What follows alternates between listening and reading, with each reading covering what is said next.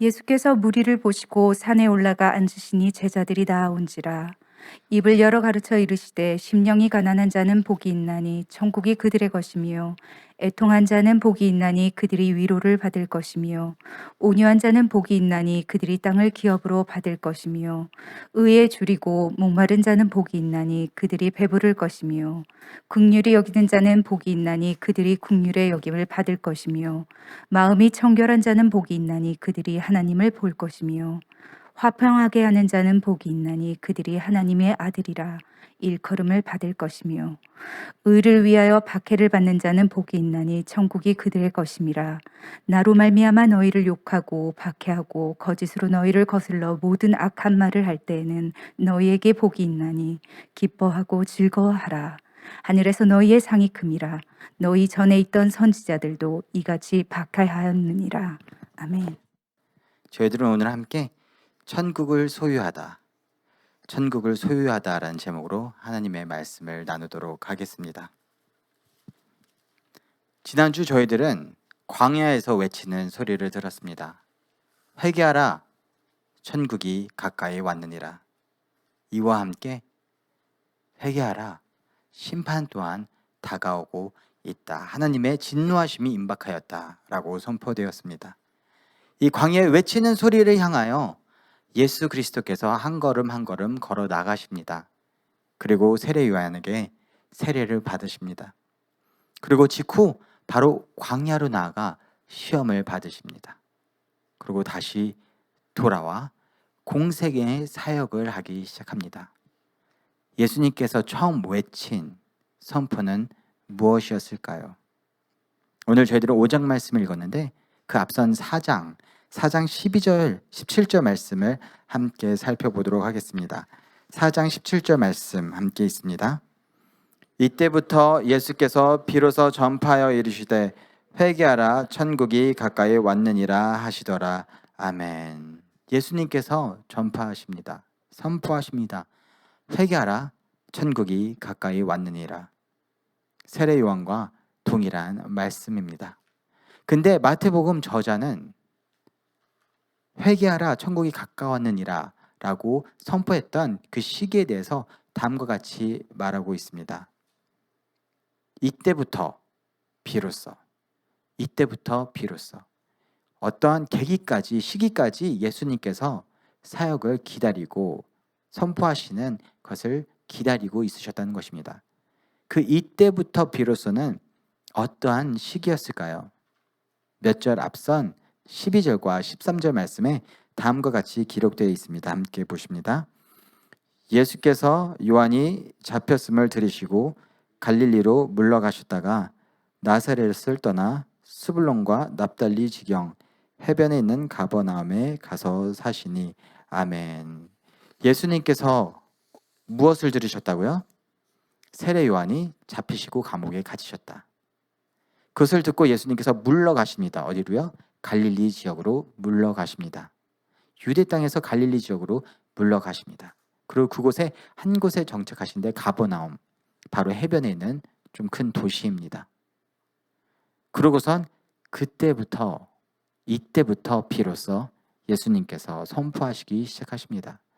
세례 요한의 릴레이를 받아 회개하라, 천국이 가까웠느니라. 그때부터 예수님께서는 본격적으로 두루 다니시면서 전파하시기 시작하십니다. 예수님의 초기 설교의 주제와 메시지는 무엇에 중점을 두고 있었을까요? 마태복음 4장 23절에 다음과 같이 기록되어 있습니다. 함께 읽습니다. 예수께서 온 갈릴리에 두루 다니사 그들의 회당에서 가르치시며 천국 복음을 전파하시며 백성 중에 모든 병과 모든 약한 것을 고치시니. 아멘. 예수님께서 온 갈릴리를 어떻게 하셨어요? 두루 다니시면서 무엇을 가르치셨습니까? 무엇을 설교하셨어요? 천국 복음을 가르치셨다.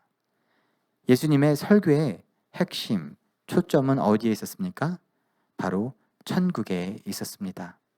회개하라, 천국이 가까이 왔느니라. 예수님의 설교의 핵심은 천국에 있었습니다. 그리고 바로 뒤이어 오늘 예수님의 설교가 세세하게 기록되어 있습니다. 너무나도 유명한 팔복 설교입니다. 예수님께서 천국에 대해서 무엇이라고 말씀하고 계시는지 오늘 말씀을 통해서 함께 살펴보려 합니다. 첫 번째, 우리는 천국을 소유할 수 있습니다.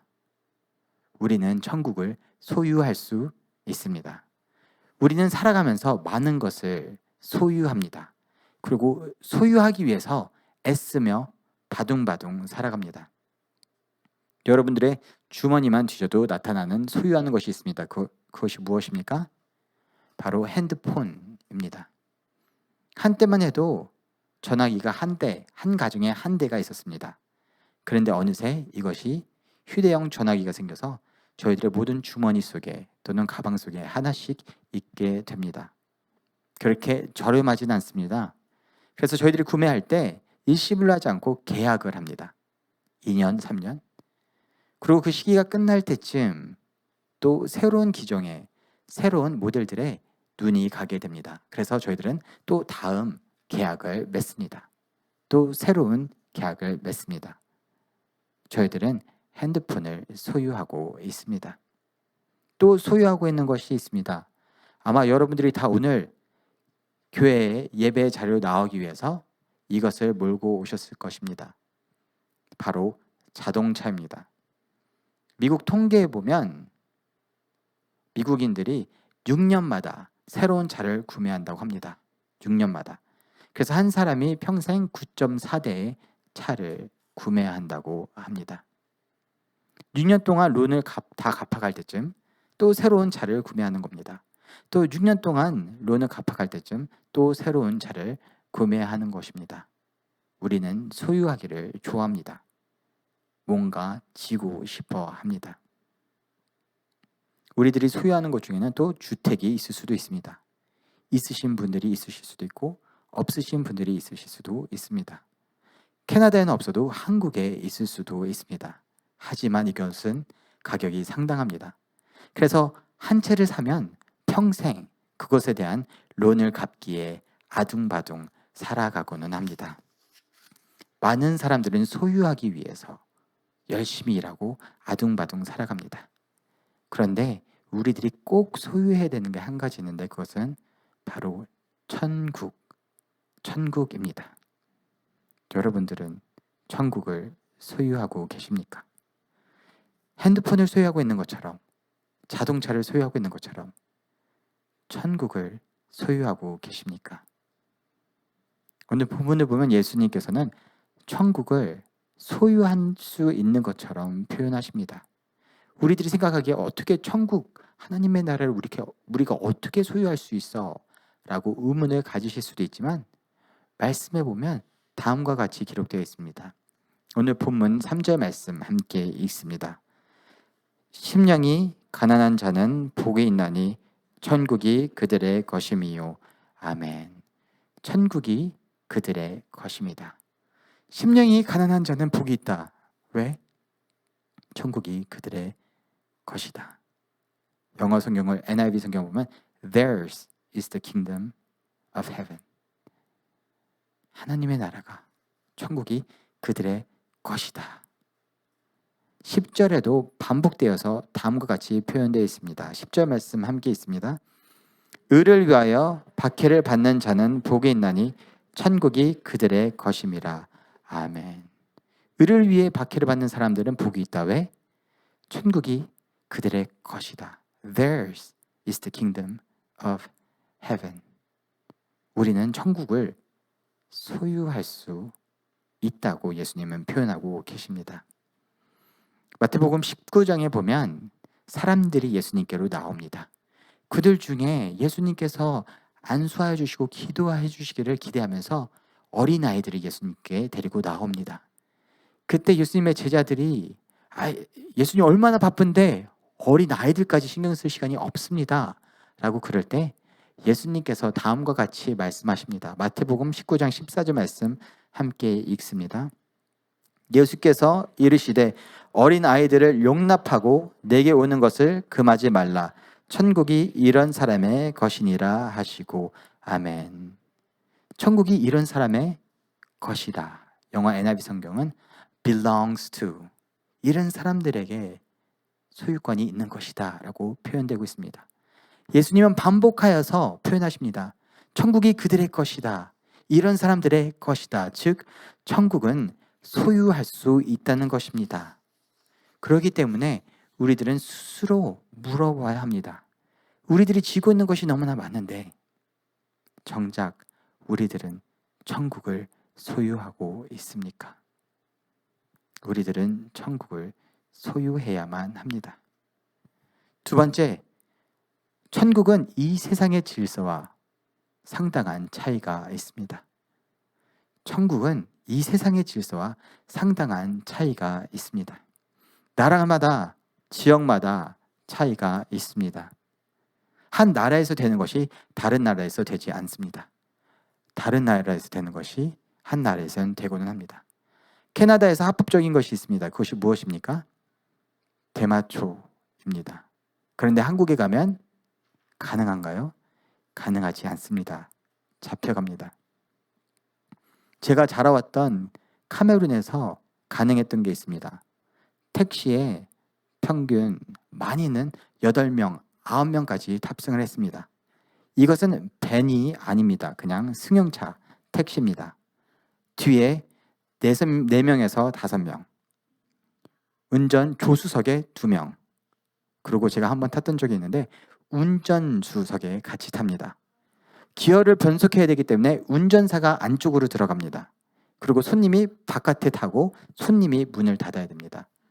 그리고 정 급할 때는 트렁크를 열어서 2명이 트렁크에 열린 채로 앉아서 갈 때도 있습니다.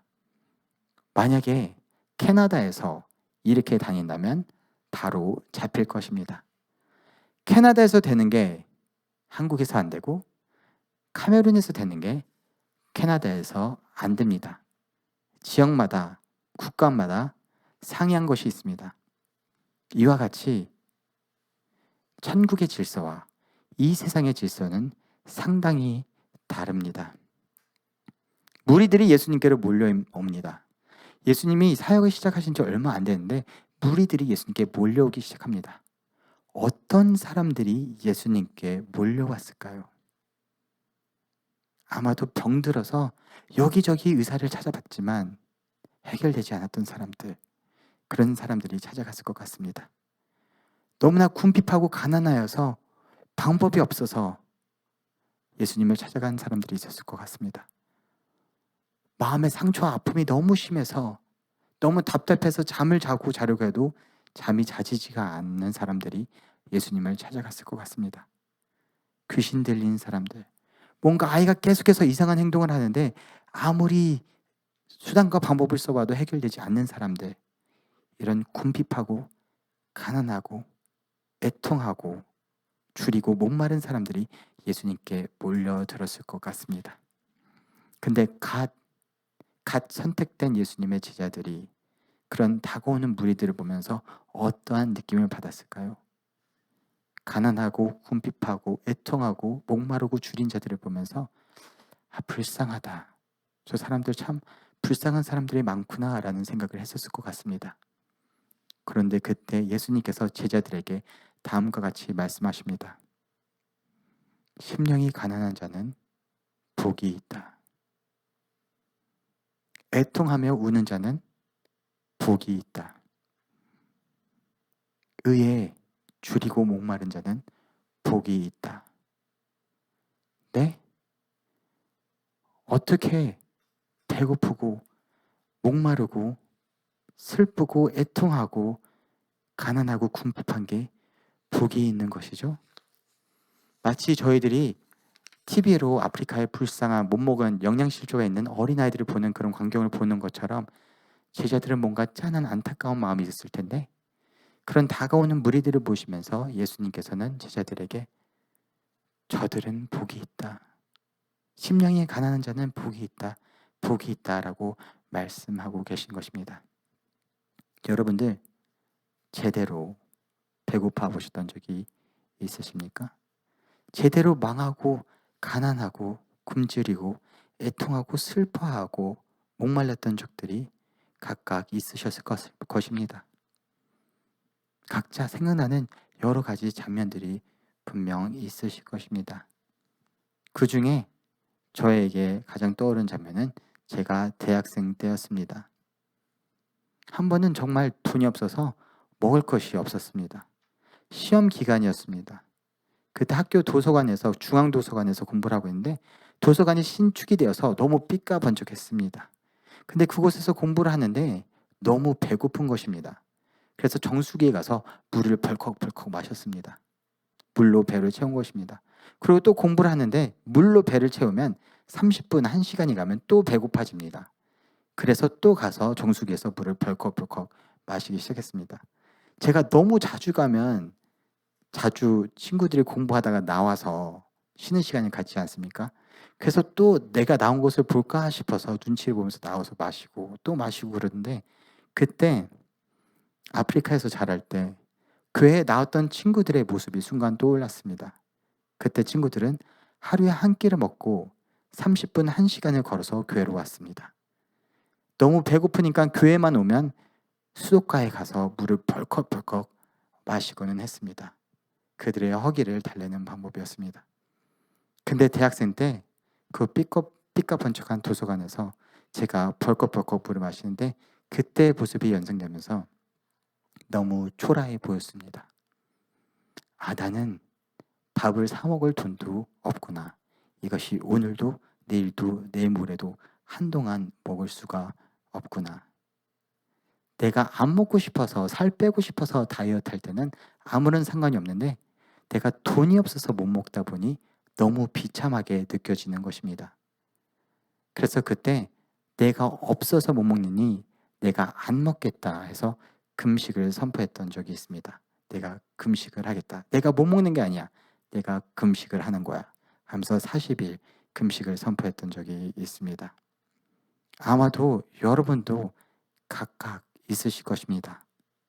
너무 궁핍했을 때, 너무 애통했을 때, 너무 목마르고 줄였을 때, 그때 느낌은 전혀 복되지 않습니다.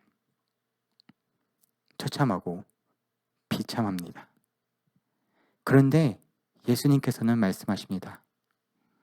궁핍하냐? 목마르냐? 슬프고 애통하고 있느냐? 그들은 복되도다. 심령이 가난한 자는 복되도다. 너무나도 역설적입니다. 도대체 왜 복되다고 예수님께서는 말씀하고 계시는 것일까요? 누가복음 18장에 보면 그에 대한 힌트가 등장합니다. 누가복음 18장에 한 인물이 등장합니다. 세리입니다. 이 세리는 심령이 가난한 자입니다. 애통하며 슬퍼하는 자입니다. 위에 목마르고 줄인 자입니다. 그래서 이 세리가 하나님께 기도합니다. 차마 고개를 들지 못하고 고개를 바닥에 밟고 가슴을 치면서 하나님, 저는 정말 아무것도 아닙니다. 전 제 힘으로 할 수 있는 것이 아무것도 없습니다. 저는 죄인 중에 죄인입니다. 이런 저를 용서해 주시고 긍휼히 여겨주세요. 너무 가난하고 너무 슬프고 너무 굶주려서 내 힘으로 할 수 있는 것이 아무것도 없다고 고백하면서 두 팔을 하나님한테 들고 있는 것입니다. 마치 갓난아이가 어린아이가 엄마 아빠한테 손을 드는 것처럼 이 세리는 하나님께 한복하는 것입니다. 갓난아이가 어린아이가 엄마 아빠한테 손을 들 때 엄마 아빠는 바로 안아서 들어 올립니다. 하지만 어린아이가 고집을 피우면서 내가 할 수 있어 할 때는 절대 부모님이 억지로 애를 안거나 하지 않습니다. 그냥 둡니다. 심령이 가난한 자는 누구입니까? 바로 하나님 앞에 전적으로 한복한 자입니다. 하나님 앞에 오히려 은혜를 구걸하는 자입니다. 하나님 없으면 안 돼요. 저 하나님 없이는 너무 배고픕니다. 하나님 없이는 너무 아무것도 아닙니다. 그러기 때문에 예수님께서는 그렇게 예수님께로 나오는 무리들을 바라보시면서 말씀하십니다. 이 무리들은 자신들이 할 수 있는 것을 다 해봤는데 방법이 없어. 예수님 고쳐주세요. 예수님 회복시켜주세요. 예수님 저 좀 도와주세요. 나오는 무리들이었던 것입니다. 그런 두 팔 벌려 나오는 무리들을 바라보시며 예수님은 제자들에게 말씀하십니다. 심령이 가난한 자들, 이 세상에서 바라볼 때 너무 비참한 것 같지? 하지만 천국이 저들의 것이야. 왜? 저들은 하나님께 두 팔 벌린 자들이기 때문이다. 여러분들, 소유하기 위해서, 집 한 채 소유하기 위해서, 좀 더 쥐기 위해서 아둥바둥 살아가고 계시진 않습니까? 우리들이 소유해야 되는 것이 있다면, 무조건 꼭 하나 소유해야 되는 것이 있다면 그것은 바로 천국입니다. 천국이 저들의 것이로다.